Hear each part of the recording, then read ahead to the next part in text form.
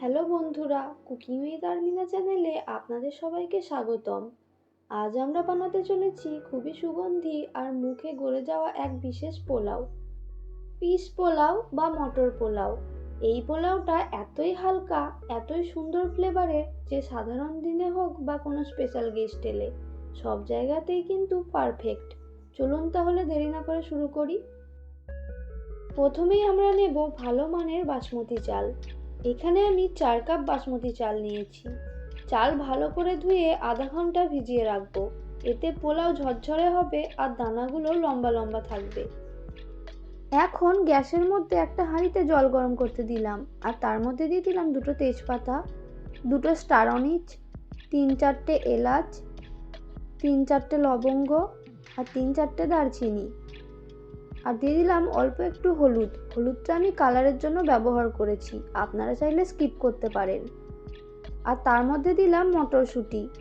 মটরশুঁটিটা আমি আগে থেকে ছাড়িয়ে রেখেছি আর এখানে আমি 1 কাপ মটরশুঁটি নিয়েছি।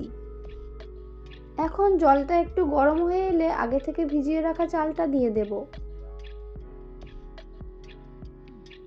গ্যাসের ফ্লেমটাকে হাইতে দিয়ে চালটা সেদ্ধ করে নেব।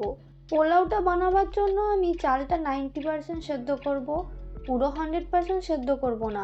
পুরো 100% সেদ্ধ করলে যখন কড়াইতে ফ্রাই করা হবে তখন কিন্তু গায়ে গায়ে লেগে যাবে আর পোলাওটা ঝরঝরে হবে না।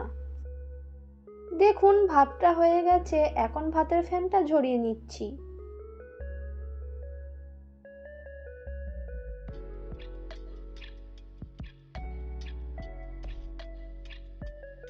এখন গ্যাসের মধ্যে একটা কড়াই গরম করে নিয়েছি আর তার মধ্যে দিয়ে দিয়েছি 2 টেবিল চামচ সাদা তেল আর 1 চা চামচ ঘি। সব কিছু খুব ভালো মতো গরম হয়ে গেলে দিয়ে দিলাম 1 চা চামচ আদা কুচি। আদা কুচিটা বেশ কিছুক্ষণ একটু ফ্রাই করে নেব। তারপরে দিয়ে দিলাম কাঁচা বাদাম, কাজু বাদাম আর কিশমিশ। গ্যাসের ফ্লেমটাকে একেবারে লোতে করে দিয়ে কিছুক্ষণ একটু ফ্রাই করে নেব। তারপরে ফ্যান ঝরিয়ে রাখা ভাতটা দিয়ে দিচ্ছি। এখানে আমি অর্ধেক পরিমাণ ভাত দিয়ে দিলাম, বাকি অর্ধেক ভাত আমি পরের পাটে ভাজবো।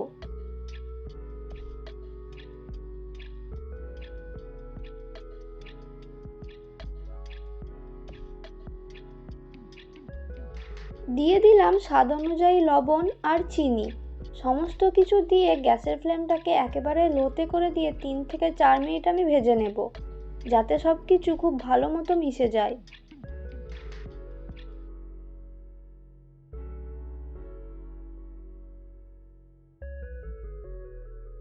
তৈরি হয়ে গেল ঝরঝরে পিস পোলাও বা মটর পোলাও। এখন আমি এটা একটা পাত্রের মধ্যে ঢেলে নিচ্ছি আর বাকি বারটুকু একই রকম ভাবে ভেজে নেব।